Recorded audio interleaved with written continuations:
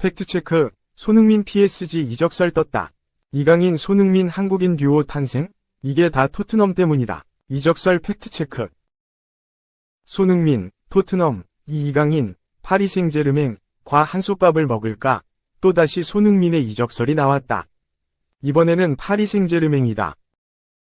16일, 한국 시각, 영국 팀토크는 만약 토트넘이 챔피언스리그 진출에 실패한다면 토트넘은 내년 여름 이적 시장에서 손흥민을 매각할 가능성이 있다며 프랑스의 빅클럽인 파리 생제르맹은 오랜 기간 손흥민을 주시했다.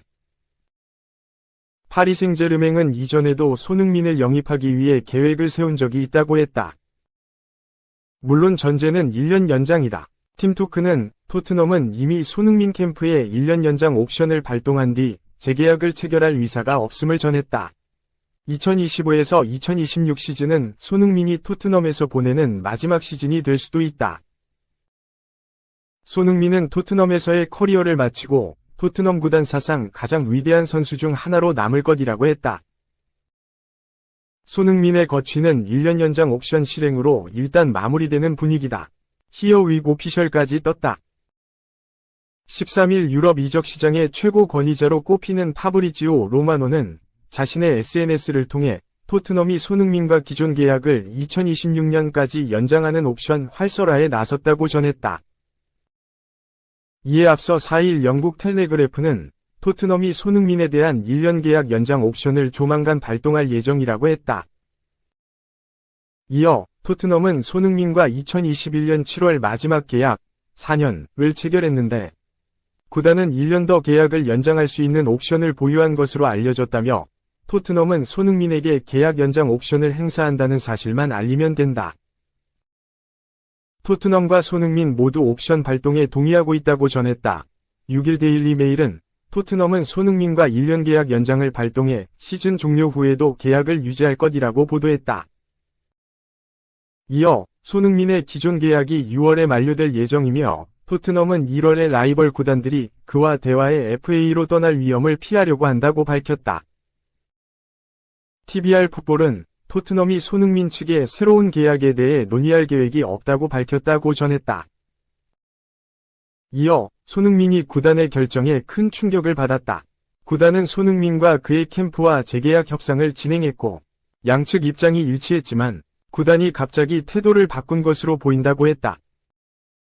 토트넘은 내년이면 33세가 되는 손흥민에게 추가 계약을 제안하는 것을 망설이는 모습이다. 게다가 손흥민은 최근 들어 잦은 부상에 시달리고 있다. 2026년 이후 30대 중반에 접어드는 손흥민의 몸 상태에 확신하지 못하는 듯하다. 결국 결론은 1년 연장이었다. 손흥민의 거취는 뜨거운 감자였다. 손흥민은 내년 여름 토트넘과 계약이 만료된다.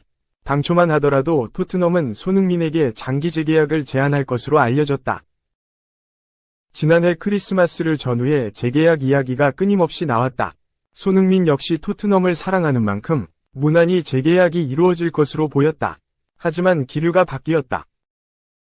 디애슬레틱은 손흥민은 여전히 팀의 필수적인 존재다. 토트넘은 그를 2026년까지 구단에 묶어두기 위해 1년 연장 계약 옵션을 발동할 것이라고 했다. 영국의 또 다른 언론 90MIN도 토트넘은 손흥민과의 계약 마지막 해에 진입한다. 이를 2026년까지 연장할 옵션을 발동할 것이라고 했다.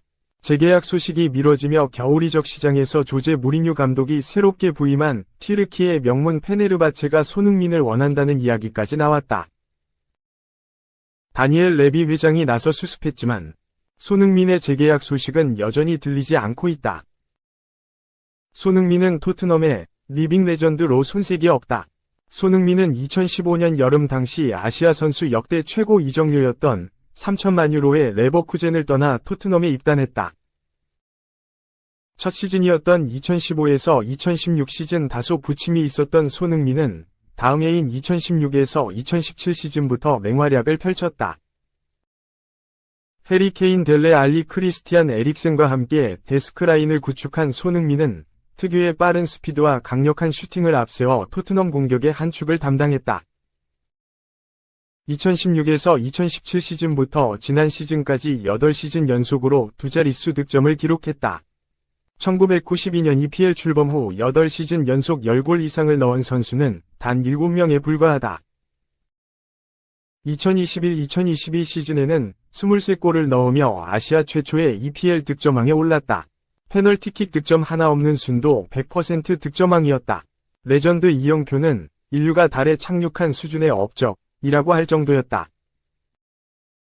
손흥민은 지난 시즌에도 맹활약을 펼쳤다.